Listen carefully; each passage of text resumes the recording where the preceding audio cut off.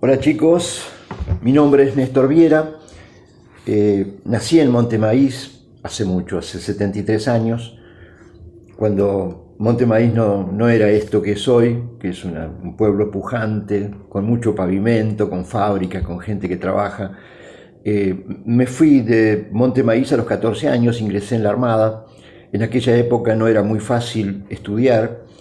Y el único modo que tuve de estudiar fue justamente ingresar a la Armada. Estuve en la Escuela de Mecánica de la Armada desde el año 65 al año 69, me recibí de técnico meteorólogo. De ahí ya en la Armada me destinaron a Río Gallegos, estuve un año también aquí en Río Grande, y como si eso fuera poco, me fui un año a la Antártida. En el año 73 estuve en el destacamento Petrel. Una hermosa experiencia. Volví de Petrel, fui a hacer un curso de pronosticador en la escuela, en la facultad de la Universidad Nacional del Sur, y de ahí, ya como profesor en la Escuela de Aviación Naval, un año en la Fragata Libertad. En el año 80 estuve en la Fragata Libertad. Al regreso de la fragata, como yo tenía cursos de interpretación de fotosatelital, era meteorólogo, era pronosticador, me destinaron a Río Grande, donde se suponía iba a ocurrir la guerra, y la guerra ocurrió. El 2 de abril, yo siendo ya pronosticador, nos sorprendimos, que en realidad no nos sorprendimos, con esta guerra, con esta invasión a Malvinas. El momento fue muy emotivo, era un sueño. Tomar Malvinas, recuperar Malvinas, era un sueño, claro. Y desde ahí, desde Río Grande y desde un búnker, porque estuvimos metidos, protegidos en un búnker durante esos 74 días, dimos el apoyo meteorológico a los barcos, a los buques de guerra, y básicamente también a los aviones. A los aviones estaban los Superetendard con sus Exocet, estaban los aviones de combate de la Fuerza Aérea, que también despegaban desde aquí, desde Río Grande, y participamos activamente con fotos satelitales, especialmente con fotos satelitales, apoyando a los pilotos. En mayo el 2 de mayo exactamente, tuvimos la mala noticia del hundimiento del crucero Belgrano.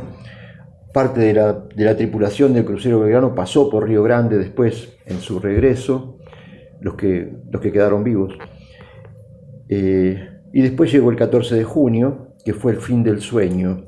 Si el 2 de abril fue un sueño, el 14 de junio del 82 fue el despertar. ¿Qué nos quedó?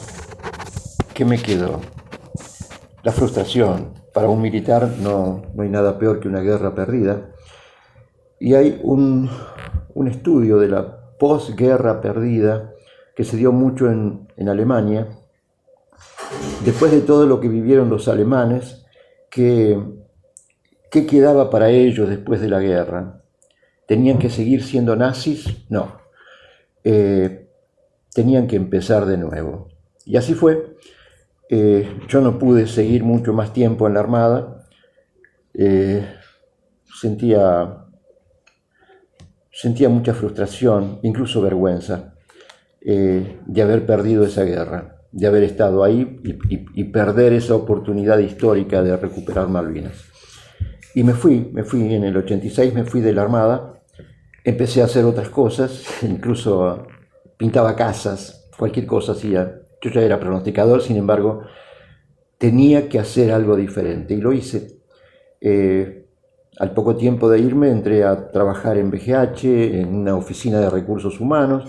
Estuve 26 años trabajando en esa oficina de recursos humanos, felizmente. Empecé de nuevo.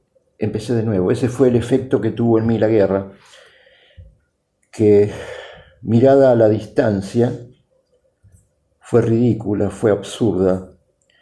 No nos dejó nada. Al margen de los muertos, que no son pocos. Oficialmente son 649, pero a eso hay que sumarle un número mayor de suicidados. No nos dejó nada, además de las pérdidas materiales.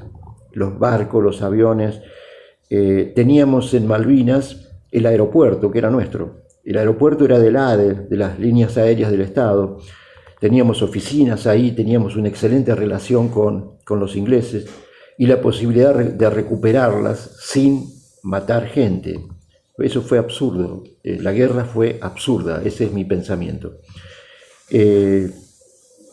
Yo hago siempre la referencia a que los norteamericanos tiraron 2 bombas atómicas en Japón, Hiroshima, Nagasaki, y 40 años después eran aliados. Los japoneses y los norteamericanos eran aliados. Nosotros, 42 años después, seguimos viendo a los ingleses como si fueran enemigos. Es enemiga la Thatcher, es enemigo Pinochet, pero en realidad el enemigo de este país lo tenemos adentro, somos nosotros. Por supuesto que un veterano de guerra no va a decirte esto, por supuesto que no, porque cobra casi 3 millones de pesos por año por ser veterano de guerra. Entonces, yo no cobro un peso por los muertos y tengo una visión totalmente argentinista, podríamos decir. Digo que no tiene sentido ya seguir cantando bajo un manto de neblina y sin pensar en lo que va a pasar con nuestro país en el 2030, 2040, 2050. ¿Qué verso le regalaríamos nosotros a nuestros hijos, a nuestros nietos? ¿Bajo un manto de neblina?